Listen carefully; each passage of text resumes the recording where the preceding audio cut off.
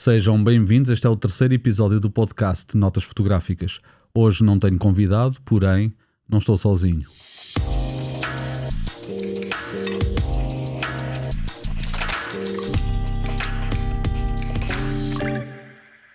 Hoje vou falar um pouco da minha história na fotografia, do meu percurso na fotografia e no vídeo, e aproveito também para responder a muitas perguntas que me foram colocadas, e esta foi uma ideia de um dos seguidores do meu perfil de Instagram, que me perguntou: será que podemos fazer perguntas? Claro que sim, foi uma boa ideia, estou aqui para responder, mas antes de partirmos para essas respostas, talvez seja importante contar um pouco do meu percurso, a minha caminhada na fotografia e não só. Lembro-me muito pouco de mim em criança, lembro-me da adolescência, a partir dos meus 15, 16 anos. As imagens mais densas são dessa altura. Antes disso não tenho uma grande ideia de mim, mas lembro-me de ver na altura uma equipa de televisão, provavelmente da RTP, porque não havia mais televisões em Portugal, e fiquei fascinado com a câmara e o tripé e aquela equipa de reportagem na Nazaré, a minha terra natal. Foi um fascínio ver aquela imagem e lembro-me de ter pensado: nunca me saiu da cabeça, um dia eu gostava de trabalhar em televisão. Aconteceu em 93, anos mais tarde, muitos anos mais tarde. Eu comecei de facto em televisão, comecei a trabalhar como correspondente de uma televisão portuguesa e até hoje trabalho em televisão. E a fotografia acontece nesta caminhada há cerca de 12, 13 anos, quando comprei uma câmara fotográfica com a intenção de com ela poder filmar. Foi uma redescoberta também da fotografia através desse equipamento. Por isso não foi assim há tanto tempo. A minha caminhada é curta na fotografia, relativamente curta. Se falarmos em fotografia de uma forma mais séria, porque antes disso, naturalmente que eu gostava de fotografia, como toda a gente gostava de fotografia. A fotografia tinha aquela magia inerente da revelação do filme, de não sabermos o que é que estava naquele rolo de filme, naquela tira de película, e daquilo nos aparecer depois à frente. Naturalmente que eu passei por isso também. Roubava câmaras ao meu irmão mais velho, câmaras que agora estão aqui atrás de mim, que ele me ofereceu há pouco tempo, todas as câmaras que tinha, foi guardando, diz ele, e agora deu-me todas as câmaras que tinha, que me recordam os tempos em que eu fotografava e tinha de juntar dinheiro para poder revelar aquele filme. Esses tempos passaram, hoje o processo é perfeitamente digital, hoje a fotografia acontece e nós podemos vê-la até antes de acontecer, ela aparece nos ecrãs das câmaras, nos viewfinders das câmaras, já aparece a fotografia feita, basta só carregar no botão e gravá-la num cartão. Por isso o processo é diferente, é talvez diria menos mágico, mais rápido, mais barato. A fotografia é acessível a toda a gente hoje. E eu entrei nela por causa de um equipamento que me reintroduziu o gosto pela fotografia. Eu já não sabia que gostava de fotografia daquela forma. E foi fascinante como um equipamento pôde trazer tudo de volta outra vez.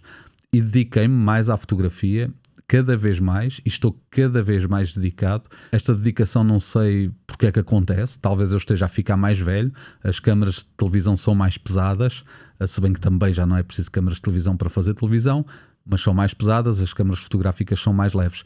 Isto que eu vou dizer custa muito ouvir a muita gente, eu sei que sim, porque muita gente já se zangou comigo por causa do que eu vou dizer, que é exponencialmente mais fácil fotografar do que filmar, porque há características que o vídeo tem, que a fotografia não precisa, e estamos a falar de som, de microfones, de tripés. A fotografia consegue-se fazer sem pensar nesses equipamentos, sem serem necessários os equipamentos. Uma câmara fotográfica que cabe no bolso pode fazer uma fotografia, pode produzir uma fotografia incrível, dependendo de quem olha por ela. Porém, o vídeo não é bem assim. É certo que já não é preciso câmaras de televisão de 10 kg para se fazer televisão, também já consegui provar isso. Consegue-se fazer com um telemóvel, por exemplo, porque o sinal de alta definição admite muito mais estes novos equipamentos e por isso a televisão está também facilitada. Porém, fotografar será sempre mais fácil, não tem a componente do som, não temos de entender o som, o áudio, como é que funciona, por isso essa característica é posta de lado na fotografia. E eu posso dizer isto porque faço as duas coisas e prefiro neste momento fotografar, se calhar porque estou a ficar mais velho, as coisas estão mais leves, eu prefiro menos equipamento, cada vez menos equipamento, e por isso estou a gostar cada vez mais de fotografar e menos de produzir vídeos. Esta é um pouco a minha história, digamos, de carreira. A minha história enquanto pessoa confunde-se um pouco com esta da carreira, porque Nós somos o que fazemos também a dada altura, e a história da fotografia, a história do vídeo fazem parte de mim, fazem parte daquilo que eu sou. E este é um trabalho que tem de se fazer com muito gosto, tem que se ter jeito, tem que se ter vontade, e todos esses ingredientes são importantes e necessários para se fazer fotografia. Mas isso é também a causa de outro problema, que é as pessoas acharem que nós podemos fazer de graça uma coisa que nós gostamos de fazer, porque nós não disfarçamos que gostamos de fotografar. Quando um fotógrafo gosta muito de fotografar e se dedica a um trabalho, as pessoas que estão à volta percebem que ele está a gostar de trabalhar, e então confundem isso com não ser preciso pagar-lhe. Este é um problema que é gerado por nós, porque nós não conseguimos disfarçar o gosto, e se calhar a paixão, não gosto muito de pôr isto em termos de romantismo e de paixão, mas sim, admitamos que há aqui uma paixão que as pessoas não conseguem pô-la de lado, e que os outros notam isso e então acham que não precisam de pagar, e que nós podemos produzir um trabalho sem que nos tenham que pagar por ele. As pessoas vão pedir-nos sempre para darmos a única coisa que temos para vender, que é o nosso trabalho, as nossas imagens, aquilo que conseguimos produzir. Esta é uma história universal que não vai mudar. Não é só em Portugal, é em todo o lado. Toda a gente se queixa disso. Basta ver vídeos na internet de pessoas a falarem entre a fotografia profissional ou o profissional de fotografia. Reparem que, por exemplo, o profissional de fotografia e o profissional de seguros, por exemplo, e o jogador profissional são talvez 3 das profissões que eu me estou a lembrar que precisam de um sufixo ou de um prefixo de profissional para as completar. Não há advogados profissionais, não há pedreiros profissionais, não há médicos profissionais, não há professores profissionais. O fotógrafo profissional existe, por isso há aqui uma separação entre quem é profissional de fotografia e quem não é, que é uma coisa que eu não consigo compreender muito bem, porque um fotógrafo é alguém que trabalha em fotografia, e uma pessoa que tira fotografias é uma pessoa que tira fotografias, não é o trabalho dele, portanto não é fotógrafo por assim dizer, é uma pessoa que tira fotografias, e conheço muitas pessoas que tiram fotografias belíssimas e não precisam de ser fotógrafos, não precisam de se chamar ou se autodenominarem fotógrafos. Esse é outro dos mitos que parece-me que é importante desfazer, é que os fotógrafos são fotógrafos e as pessoas que tiram fotografias são pessoas que tiram fotografias. Senão, a dada altura, toda a gente será fotógrafo. Isso não é possível, é uma fantasia. Por isso estas questões estão sempre inerentes à fotografia, estas questões do profissional, do amador, do gosto pela fotografia, do valor que a fotografia tem para os outros ou não tem para os outros. Enfim, todas estas questões serão debatidas para sempre. Outras questões que serão debatidas para sempre são algumas que me vêm chegando aqui, que me chegaram ontem, por via de mensagens no Instagram. E eu começava já aqui por uma pergunta que muita gente faz, que é como é que nasceu o amor pela fotografia. A Luísa Gama pergunta, o Tiago também pergunta, diz que é um clichê, mas porquê a fotografia? É de facto um clichê, porque há muita gente a fazer essa pergunta. A Maria Andrade pergunta também porque é que se apaixonou pela fotografia. Eu não punha a fotografia no campo da paixão, eu punha a fotografia num campo de trabalho, num campo de prazer, num campo de ter jeito para. Eu acho que tenho jeito para a fotografia. Se não tivesse jeito para a fotografia, não estaria a fotografar, estaria a fazer outra coisa qualquer. Eu acho que é importante nós experimentarmos uma coisa que gostamos, mas depois percebermos também se temos jeito para essa coisa que estamos a fazer. Andar de patins indefinidamente, a partir o nariz, a dada altura já não tenho nariz, eu tenho que desistir dos patins.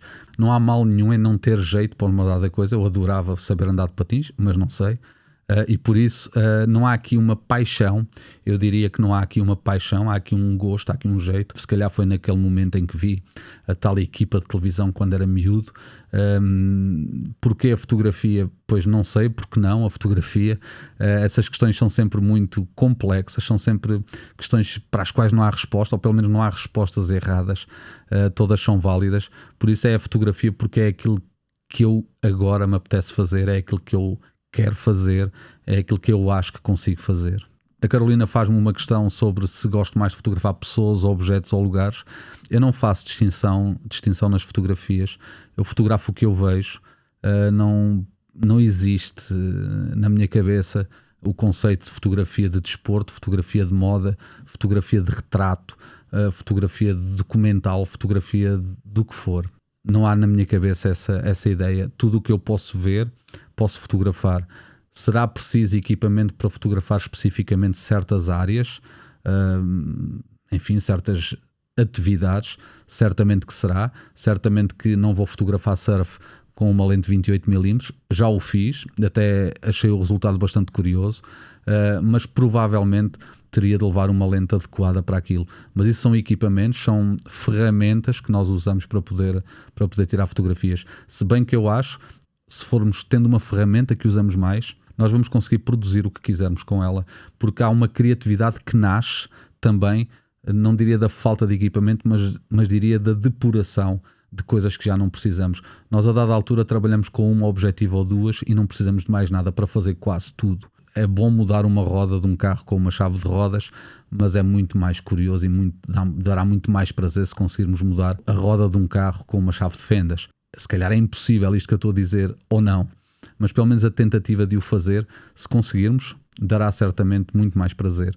E essa experimentação, experimentar equipamentos não adequados a situações novas, poderá dar resultados interessantes e resultados bastante mais criativos. Esta é também uma ideia que fica sobre os equipamentos, porque a questão dos equipamentos também me é colocada aqui pelo Bruno, que diz: Leica, um sonho para muitos. Qual a linha de tempo, tipos e marcas de equipamento fotográfico usado? O meu equipamento fotográfico foi evoluindo para a simplicidade. Dito de outra forma, eu tinha uma câmera, a segunda câmera que comprei, eu tinha ligações de rede, tinha ligações de computador, tinha toda a tecnologia disponível em 2012. Era uma Nikon D4, está aqui atrás de mim. Essa câmera era um tanque de combate, é uma câmera absolutamente fascinante, ainda funciona, mas tinha toda a tecnologia disponível. Eu não conseguia falhar quase nenhuma fotografia mesmo que quisesse. E isso, a dada altura, vamos percebendo que é importante haver também lugar à falha, ou à possibilidade da falha. Nós somos humanos, os equipamentos também falham, nós falhamos também. E essa necessidade de aprendermos a lidar com a frustração também nos vai educando. Eu fui construindo o meu caminho através da compra de câmaras, eu não diria absolutamente mais simples, mas menos complicadas, se calhar é melhor. Câmaras que me fizeram evoluir. Eu fui tirando tudo o que não precisava à volta, e eu gosto de pensar que as câmaras com 3 botões, como eu gosto de lhes chamar, são as que gosto mais de usar, porque são as que me simplificam mais o processo fotográfico, são as que me ajudam mais a pensar, são as que me dão espaço para pensar e são as que me dão espaço para estar mais atento. Eu falho menos se estiver mais atento. Eu, com uma câmera que faz tudo e que não falha e que tem 1000 pontos de foco e que tem lentes super rápidas a focar, esse prazer da fotografia, da possibilidade de não apanhar uma coisa, também me pertence, também pertence ao meu pensamento enquanto fotógrafo. Eu quero pensar que pode haver falhas e por isso vou estar mais atento, vou estar mais concentrado. Isso é importante para mim. Não será importante para outras pessoas, naturalmente. Por exemplo, há pessoas que não compram câmaras, que não levem 2 cartões de memória porque têm medo que um cartão falhe. Naturalmente que sim, toda a gente tem medo que um cartão falhe. Eu não acho que só tenho neste momento uma câmara que leva 2 cartões, todas as outras levam apenas um. Se pensarmos na fotografia de película, as câmaras não levavam 2 rolos, levavam um, e era tudo muito mais complicado e tudo muito mais suscetível à falha naquela altura. Por isso, nunca perdi uma imagem nos meus cartões. Não acho que seja uma necessidade de uma câmara ter 2 slots de cartões, e isso faz vender equipamento. Há pessoas que não compram câmaras com um cartão, mas nós não sabemos o que é que vai acontecer. Podem avariar os 2 cartões, pode avariar a câmara, pode avariar o foco da câmara, podemos morrer amanhã. Por isso a minha resposta a esta questão sobre o equipamento foi simplificar, foi tirar o que já não precisava e deixar só o que é preciso para fotografar. Tenho aqui uma pergunta também do meu treinador pessoal: a que horas vens ao treino? Esta foi a resposta que dei esta manhã, foi a mais dura de todas, foi a que me custou mais responder, que foi ir ao treino, e o treino em si foi uma resposta também bastante pesada. Por isso achei divertido também trazer esta pergunta aqui, porque ele colocou-a esta manhã. Outra pergunta colocada pela Isa, aliás são 2 perguntas da mesma pessoa: qual é o trabalho que mais gosto de eu fazer e qual a foto que mais custou tirar? Provavelmente estas 2 questões estão ligadas. O trabalho que mais prazer me deu fazer foi também o que mais me custou, porque naturalmente quando nós vamos para ambientes hostis, desses trabalhos nós nunca nos vamos esquecer, das fotos que tiramos lá também nunca nos vamos esquecer, pelo menos da maior parte delas, e por isso estas coisas estão sempre ligadas. Há trabalhos que custam mais fazer do que outros. Eu estive na guerra da Ucrânia, foi um trabalho que me custou muito fazer, foi muito difícil fisicamente, mentalmente também. Porém, não sei se foi o que me deu mais gosto de fazer. Provavelmente foi o que me deu mais emoção, foi o que me trouxe tudo mais à flor da pele, e isso para um fotógrafo é também importante, emocionar-se enquanto vê as coisas a acontecerem à sua volta, e a fotografia vem também um pouco daí, dessas emoções que se geram. Por isso essa questão não é de fácil resposta. Eu não me lembro qual foi a foto que mais me custou tirar, não me lembro o sítio onde mais me custou estar. Já foram muitos sítios, já foram muitas fotos, não sei o que é que vou fazer amanhã. E as coisas vão se sobrepondo umas às outras. São camadas de emoções que vamos tapando umas com as outras, e o próximo trabalho será mais difícil que o anterior. Eu já tinha estado também, por exemplo, no Mediterrâneo Central, nos refugiados, que também foi um trabalho num ambiente hostil, num ambiente diferente, num navio durante 30 e tal dias.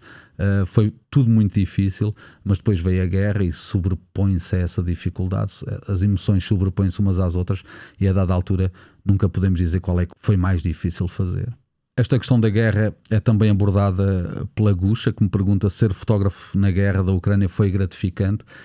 Eu não colocaria as coisas em termos de gratificação, porque eu presumo que ela esteja a falar de enriquecimento pessoal, de conhecimento, mas a palavra gratificante é um pouco pesada para mim aqui, porque há pouco de gratificante numa guerra. É quase que nos sentimos mal a sentirmos bem com alguma coisa que fizemos, com alguma coisa que gostámos de fazer lá. Olhar para uma fotografia da guerra, de pessoas destroçadas, de pessoas retalhadas, de pessoas mortas, e achar que aquela foto é boa, confunde-nos um pouco e faz-nos pensar um pouco sobre as questões éticas e as questões morais e as questões daquilo que estamos a ver à nossa frente e daquilo que estamos a produzir. São tudo questões muito complicadas, que não é fácil responder. Por isso não sei se foi gratificante. Há uma coisa que eu sei que foi enriquecedor de alguma maneira, certamente, porque houve emoções que eu não conhecia, houve sensações que eu tive que se calhar não tinha há muito tempo, ou nem sequer as conhecia. São emoções novas que surgem, são coisas que borbulham em nós, que nós não estamos à espera que elas nos cheguem, e que nos fazem reagir das mais diversas maneiras, das mais novas maneiras, de maneiras que nós não conhecíamos, que sabíamos reagir. Nesse aspecto, nesse sentido, se pudermos falar em gratificação, sim. Aprendi muito enquanto pessoa, não apenas enquanto repórter, mas sobretudo enquanto pessoa. Aprendi muito sobre a guerra e sobre a humanidade. Ainda sobre isso, há também uma questão da Diolinda, que me pergunta como foi regressar a casa depois de tanta morte e sofrimento. Eu presumo que ela esteja a falar também da questão da guerra na Ucrânia. A guerra na Ucrânia dará um episódio apenas sobre esse tema. Talvez seja importante relatar um pouco a experiência, os equipamentos que se usaram, como é que se fez, como é que se fazia o dia-a-dia na guerra. Eu acho que vou dedicar um episódio ou mais a esse tema, porque é também uma das questões que é muito colocada, são as questões da guerra, de como é que foi a guerra, o que é que senti, como é que fiz. Essas questões eu vou deixar para outra altura, porém regressar a casa de Olinda, regressar a casa é sempre bom, quer estejamos num sítio mais hostil ou num sítio onde estejamos bem, é sempre bom regressar a casa. Regressar a casa é sempre uma espécie de alívio, é sempre uma espécie de recarga que vai acontecer em nós, e o trabalho fotográfico, seja em ambientes hostis ou em ambientes menos hostis, é sempre bastante desgastante. Há muitas emoções enquanto se fotografa. Pelo menos eu consigo senti-las. Eu chego esgotado a casa depois de um trabalho, e não estou a falar de um esgotamento físico, estou a falar de esgotado emocionalmente mais fraco, depois sobretudo de alguns trabalhos, não todos, mas há muita emoção que é despertada, há muita emoção que é gasta nos trabalhos fotográficos, e esse regressar a casa é também uma recarga e um rejuvenescimento dessas sensações, algumas delas muito novas. Por isso, regressar da guerra, naturalmente que foi bom sinal. Foi sinal que conseguimos regressar, sobretudo porque muitos não podem dizer isso. Uma das perguntas também curiosas do dia de ontem foi: qual é o teu signo? E eu respondi na altura, não deixei para aqui, mas o meu signo é peixe. Enfim, penso muito pouco nisso, na qualidade dos signos e na influência que eles têm na vida de cada um, mas achei também uma pergunta muito curiosa. O Nuno Sousa pergunta-me se a insularidade tem prejudicado ou ajudado a minha carreira e o interesse pela fotografia. A insularidade é que me trouxe a fotografia, por isso eu nunca poderia dizer que a insularidade me provoca algum constrangimento. Primeiro porque eu não acredito muito em insularidade. Se calhar há 20 ou 30 anos as ilhas eram muito mais, digamos, inóspitas, era mais difícil de viver. Hoje vive-se normalmente numa ilha, eu vivo na Ilha Terceira, não tenho necessidade de nada, e é um sítio fantástico. Foi por decisão minha que vim para cá, foi uma ilha que me acolheu. Eu não sei se entrei na ilha, mas sei que a ilha entrou em mim. E por isso a insularidade foi o que me trouxe também a fotografia. Não me vejo noutro lugar neste momento, porque daqui eu posso sair para onde quiser. Estou à distância de 2 horas de Lisboa, estou à distância de 2 horas do Porto, estou a meio caminho para os Estados Unidos. Portanto, este é um bom sítio para se sair daqui, para se voar e para se pousar. O João Pires pergunta qual a maior palavra de incentivo para os amadores. Eu aos amadores só posso dizer que continuem a amar. Amar, fazer fotografia é amar, é fazer de cor, do coração. É assim que se faz fotografia. Se calhar até é interessante do ponto de vista, não temos de pensar em dinheiro, em impostos, em valores, em investimentos. Não temos de pensar em muita coisa, temos só de ter o prazer de fotografar. Uma palavra de incentivo: façam o que gostam, continuem a fazer, façam sempre mais, vão mostrando, vão fazendo, enfim, é continuar a fazer o que gostam. A minha amiga Joana Latino pergunta-me cor ou preto e branco. Esta pergunta também é muito curiosa, porque as pessoas gostam muito de fotografar a preto e branco, outras pessoas gostam muito de fotografar a cores. Há fotógrafos que só fotografam a preto e branco, há outros que só fotografam a cores e há outros que fotografam assim, ou seja, depois decide-se. A fotografia a preto e branco é uma intenção. Fotografar a preto e branco não é ir escolher cortinados. Eu gosto mais de amarelo, o outro gosta mais de azul e o outro gosta mais de vermelho. O cortinado serve para a mesma coisa, para não deixar a luz entrar na janela ou numa sala. A decisão não afeta o resultado daquele objeto. Numa fotografia, decidir fotografar a preto e branco ou a cores altera a fotografia, altera o resultado. Eu, quando fotografo a preto e branco, só fotografo a preto e branco. Vou à procura de outras coisas, vou à procura de texturas, de padrões repetitivos, de passadeiras, de camisolas com riscas, por exemplo. Vou à procura não de coisas absolutamente contrastantes, mas coisas que correspondam. O contraste de uma camisola vermelha ou de uma camisola verde numa fotografia a preto e branco é praticamente o mesmo.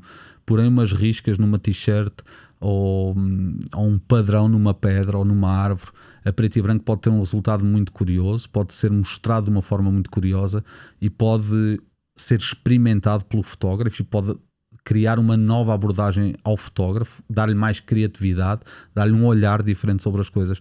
O preto e branco tem essa vantagem de nós olharmos a preto e branco, nós nos habituarmos a olhar para coisas que funcionam bem em fotografia a preto e branco.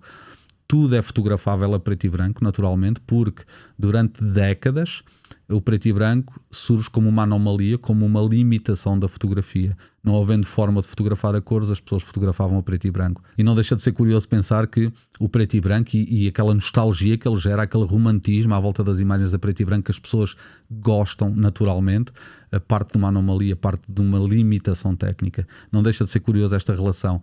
Porém, fotografar a preto e branco é uma área muito específica da fotografia. Há fotógrafos a fotografarem excelentemente a preto e branco. Há fotógrafos que gostam mais de fotografar a cores. Eu gosto de ir fotografar a preto e branco e às vezes gosto de ir fotografar a cores. Por isso eu decido o que é que vou fazer. Eu tenho imensas fotografias de arco-íris a preto e branco. As pessoas perguntam-me porque é que não puseste a cores, é um arco-íris. Faz sentido a pergunta, mas depois eu respondo porque eu nesse dia estava a preto e branco. E a conversa acaba ali porque depois as pessoas não me perguntam mais nada porque, enfim, pensam que eu estou a desviar a conversa por alguma razão. Mas não, naquele dia eu estava a preto e branco, por isso tudo o que me apareça a cores não me importa tanto. Importa-me olhar para outras coisas quando vou fotografar a preto e branco. E isso é um exercício muito curioso. Não resolver as coisas em casa só porque uma foto não parece bem a cores. Vou experimentar pôr lá preto e branco. Não é assim que a fotografia a preto e branco deve funcionar, não é assim que deve ser produzida. Se quisermos ter fotografia a preto e branco séria, ela tem que ser pensada e tem que ser com intenção. Outra pergunta do Bernardo, que me pergunta qual foi o projeto mais desafiador que fiz até hoje. Pois eu também não sei responder a isto, lá está, porque as camadas vão se sobrepondo, e aquele que eu achava que era um grande desafio já foi sobreposto por um que se mostrou mais difícil ou mais desafiante ou mais complicado de se fazer e que me deu mais prazer, porque, por exemplo, eu posso ir fotografar um casamento que é algo inofensivo à partida e aquilo pode ser muito difícil para mim, por isso é muito difícil falar do que é que foi mais marcante ou mais desafiante para mim.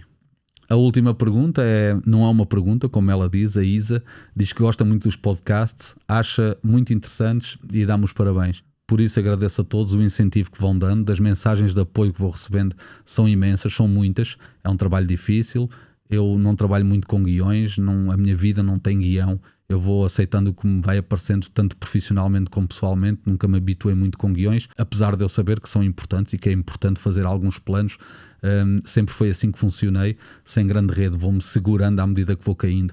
Por isso, se quiserem subscrever o canal para que ele possa crescer um pouco mais no YouTube, também vos agradeço isso.